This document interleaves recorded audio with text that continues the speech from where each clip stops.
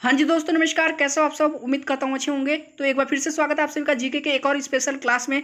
तो दोस्तों, सबसे पहले तो आज का जो क्लास है ये आपके एग्जाम के पॉइंट ऑफ व्यू से बेहद महत्वपूर्ण है, क्योंकि इस टॉपिक से हर बार आपके एग्जाम में जो है 2 क्वेश्चन आते ही आते हैं। ठीक है, तो आज की क्लास का जो टॉपिक है ना वो बिल्कुल डिफरेंट है। तो चलिए जो है फटाफट आज की क्लास को हम लोग शुरू करते हैं। चैनल पर नए तो चैनल को सब्सक्राइब कर लीजिए, साथ में नोटिफिकेशन बेल भी ऑन कर दीजिएगा और वीडियो को लाइक कर दीजिए। चलिए क्लास को शुरू करते हैं। तो दोस्तों, आप क्वेश्चंस देखने से पहले मैं आप सभी से बता दूं कि अनअकैडमी पे प्लस सब्सक्रिप्शन कोर्सेज में एयरफोर्स के लिए नए प्रैक्टिस सेट कोर्सेज शुरू हो चुके हैं, जहां पे टॉप एजुकेटर्स डेली नए नए प्रैक्टिस सेट करा रहे हैं ताकि आपके एग्जाम की तैयारी बेहतर से बेहतर हो सके। तो आप भी इन प्लस सब्सक्रिप्शन कोर्सेज को लेकर के अपनी तैयारी को बेहतर कर सकते हैं। बाकी ये चीज़ मैं आपको जो है लास्ट में बता दूंगा वीडियो के कि कैसे सब्सक्रिप्शन लेना है। फिलहाल क्वेश्चन देखते हैं। तो यहाँ पे हमारा सबसे पहला क्वेश्चन है, भारत का राष्ट्रीय प्रतीक क्या है? काफ़ी इंपॉर्टेंट क्वेश्चन है, कई बार आपके एग्जाम में आ चुका है। अब देखिए दोस्तों, यहाँ पे होता क्या है ना कि ऐसे जो छोटे छोटे टॉपिक्स होते हैं वहां से हर बार क्वेश्चंस आ जाते हैं और आप लोगों को पता नहीं होता है और आप लोग गलत करके चले आते हैं, तो वहां पे आपके 1 से 2 नंबर चले जाते हैं। ठीक है, तो यहाँ पे क्वेश्चन क्या है, भारत का राष्ट्रीय प्रतीक क्या है? तो भारत का राष्ट्रीय प्रतीक क्या है? अशोक चिन्ह है। ठीक है, याद कर लीजिएगा क्या है, अशोक चिन्ह है, इसलिए हमारा ऑप्शन नंबर बी बिल्कुल करेक्ट है। अगला प्रश्न देख लीजिए। अगला प्रश्न है, भारत के राष्ट्रीय प्रतीक को संविधान ने कब अपनाया था? काफी इंपॉर्टेंट क्वेश्चन है। ठीक है, तो भारत का जो राष्ट्रीय प्रतीक है अशोक चिन्ह, उसे जो है संविधान ने कब अपनाया था? तो कब अपनाया था? 26 जनवरी 1950 को। ठीक है, ऑप्शन नंबर सी हमारा बिल्कुल करेक्ट है। चलिए नेक्स्ट क्वेश्चन है आपका, सारनाथ में स्थित स्तंभ का कौन सा भाग राष्ट्रीय प्रतीक या फिर चिन्ह के रूप में लिया गया है? काफी इंपॉर्टेंट क्वेश्चन है। ठीक है, तो अब जो सारनाथ में स्तंभ स्थित है उसका कौन सा भाग जो है राष्ट्रीय प्रतीक के रूप में लिया गया है, जरा बताइए मुझे, या फिर राष्ट्रीय चिन्ह के रूप में लिया गया है? तो वो है आपका शीर्ष भाग। ठीक है, तो जो उसका शीर्ष भाग है आपका सारनाथ में स्थित स्तंभ का, उसी को जो है राष्ट्रीय प्रतीक के रूप में लिया गया है। ऑप्शन नंबर बी हमारा बिल्कुल करेक्ट है। नेक्स्ट क्वेश्चन इज, भारत के राष्ट्रीय चिन्ह की आधार पट्टी पर अंकित शब्द सत्यमेव जयते किसके लिए है? काफी इंपॉर्टेंट क्वेश्चन है। तो भारत का जो राष्ट्रीय चिन्ह है ना, उसकी आधार पट्टी पे जो शब्द जो है लिखा हुआ है, अंकित किया गया है सत्यमेव जयते, वो किसके लिए है जरा बताइए मुझे। तो वो किसके लिए है? मूढ़कोपनिषद के लिए। ठीक है, याद कर लीजिएगा किसके लिए?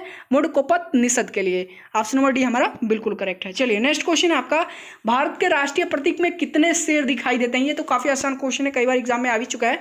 तो भारत के राष्ट्रीय प्रतीक में कितने शेर दिखाई देते हैं? टोटल 3 शेर दिखाई देते हैं। ठीक है, ऑप्शन नंबर सी हमारा बिल्कुल करेक्ट है। अगला प्रश्न है आपका, भारत के राष्ट्रीय प्रतीक में कौन सा पशु दिखाई नहीं देता है? इनमें से कौन सा पशु जो है भारत के राष्ट्रीय प्रतीक में नहीं दिखाई देता? ऑप्शन नंबर ए हिरण, ऑप्शन नंबर बी शेर, ऑप्शन नंबर सी घोड़ा और ऑप्शन नंबर डी सांड। तो इसमें से कौन सा नहीं दिखाई देता है जरा बताइए मुझे। वो है आपका हिरण। ठीक है, और शेर, घोड़ा और सांड ये तीनों दिखाई देते हैं। ठीक है, चलिए नेक्स्ट क्वेश्चन देख लीजिए। नेक्स्ट क्वेश्चन आपका, भारत का राष्ट्रीय ध्वज क्या है? बेहद इंपॉर्टेंट क्वेश्चन है। तो भारत का राष्ट्रीय ध्वज क्या है जरा बताइए मुझे। चलिए ध्यान से एकदम जो है, क्वेश्चन काफी इंपॉर्टेंट है। तो भारत का राष्ट्रीय ध्वज क्या है जरा बताइए मुझे। तिरंगा है। ठीक है, ऑप्शन नंबर ए हमारा बिल्कुल करेक्ट है। अगला प्रश्न है हमारा, भारत के संविधान सभा ने राष्ट्रीय ध्वज को कब अपनाया था? ये भी काफी इंपॉर्टेंट क्वेश्चन है, 10 बार से ऊपर आपके एग्जाम में आ चुका है। तो भारत के संविधान ने जो है राष्ट्रीय ध्वज को कब अपनाया था? तो ये अपनाया गया था 22 जुलाई 1947 में। ठीक है, कब अपनाया गया था? 22 जुलाई 1947 में। अगला प्रश्न देख लीजिए। अगला प्रश्न है, भारत के राष्ट्रीय ध्वज की लंबाई और चौड़ाई का क्या अनुपात है? ठीक है, ये क्वेश्चन 10 बार से ऊपर एग्जाम में आ चुका है और आप में से काफी लोग जो है हर बार गलत करके आते हैं। ठीक है, किसी को पता होता है 2:3, कोई करके आता है 3:2।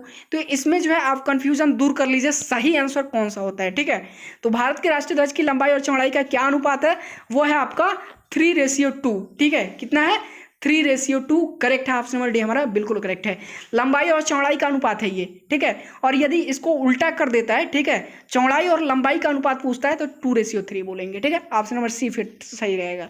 अगला क्वेश्चन देख लीजिए। अगला क्वेश्चन है आपका, स्वतंत्र भारत के राष्ट्रीय ध्वज का डिजाइन किसने तैयार किया था? यह भी काफी आसान, और लेकिन आसान होने के साथ साथ काफी इंपॉर्टेंट भी है, काफी बार आपके जो है एग्जाम में आ चुका है और आप में से काफी लोगों को जो है ये पता भी है। ठीक है, तो स्वतंत्र भारत के राष्ट्रीय ध्वज को किसने डिजाइन किया था? पिंगली वेंकैया ने किया था। किसने किया था? पिंगली वेंकैया ने किया था। चलिए अगला प्रश्न देख लीजिए। अगला प्रश्न आपका, भारत के राष्ट्रीय ध्वज में बने अशोक चक्र में कितनी तिल्लियां हैं? काफी इंपॉर्टेंट क्वेश्चन है।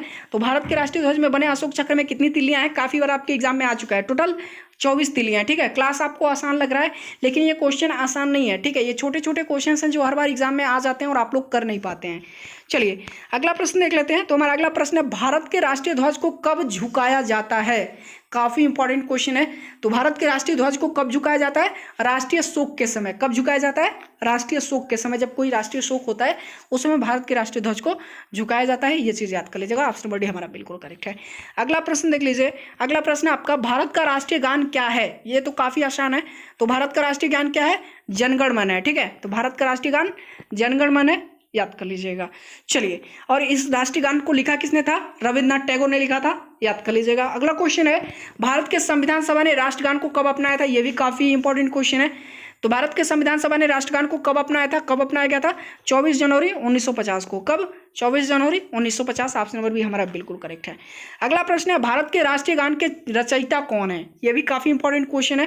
देखिए मैंने अभी ऊपर आपको बताया था। ठीक है, तो भारत के राष्ट्रीय गान के रचयिता कौन है? रविंद्रनाथ टैगोर। चलिए नीचे आ जाइए।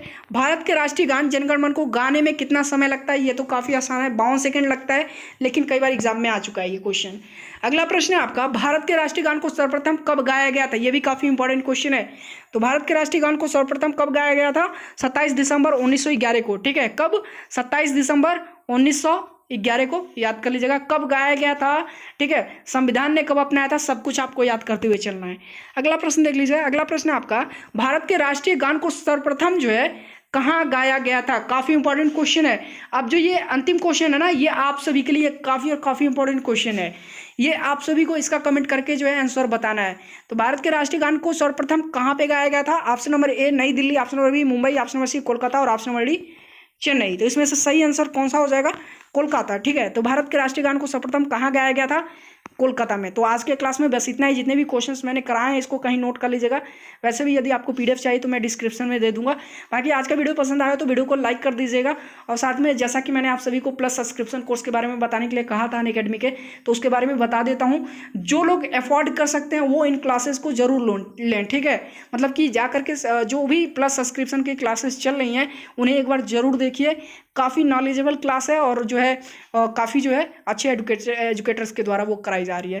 तो चलिए देख लेते हैं। तो दोस्तों मैं आप सभी को बता दूं कि अनअकैडमी पे प्लस कोर्सेज में पेड प्रैक्टिस सेट कोर्स शुरू हो चुका है। जी हाँ दोस्तों, ये पेड प्रैक्टिस सेट कोर्स जो है एयरफोर्स और नेवी के लिए शुरू किया गया है। तो जिनका भी एयरफोर्स का एग्जाम नवंबर के फर्स्ट वीक में होने वाला है वो इन पेड सब्सक्रिप्शन कोर्सेज को ले सकते हैं और अनअकैडमी के प्लस कोर्स का फायदा उठा करके अपनी एग्जाम तैयारी को और भी बेहतर बना सकते हैं। और आपको पता ही है कि यहाँ पे अनअकैडमी पे प्लस कोर्सेज में जो है फिजिक्स के रामस्वरूप ज्ञानी सर जैसे टीचर हैं और साथ में जो है मैथमेटिक्स के आपके मयंक अग्रवाल जैसे टीचर भी मौजूद हैं। सो यहाँ पे आप देख सकते हैं, यहाँ पे जो दिया हुआ है सब्सक्रिप्शन के जो है कॉस्ट दिए हुए हैं कोर्सेज के सब्सक्रिप्शन के। अगर आप 1 महीने का लेते हैं तो 1600 रुपये पड़ेगा, 3 महीने का लेते हैं तो मात्र 1333 रुपये पर मंथ पड़ेगा, यानी 4000 में जो है आपको टोटल 3 महीने का मिल जाएगा। वहीं बात कर लें 6 महीने का यदि आप लेते हैं तो 1067 रुपये जो है पर मंथ पड़ेगा, जो कि टोटल जो है 6400 के लगभग जो है 6 महीने का आपको मिल जाएगा।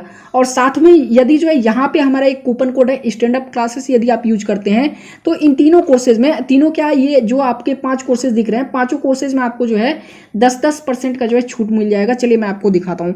जैसे मैंने जो है सिलेक्ट कर लिया, चलिए 6 महीने का जो है कोई एक जो है सब्सक्रिप्शन कोर्स मैं सेलेक्ट करता हूँ और इसे कंटिन्यू कर देता हूँ। इसे मैं आपको नेवी और एयरफोर्स और एनडीए तीनों के लिए मिल जाएगा। ठीक है, तो ये देखिए यहाँ पे क्या कह रहा है, जो है इंटर रेफरल कोड यहाँ पे अप्लाई करने के लिए दे रहा है। तो टोटल कास्ट मुझे कितना पड़ रहा है? 6400 रुपये। ठीक है, तो यहाँ पे मैं रेफरल कोड यूज कर लेता हूँ। स्टैंड अप क्लासेस मुझे यूज करना है।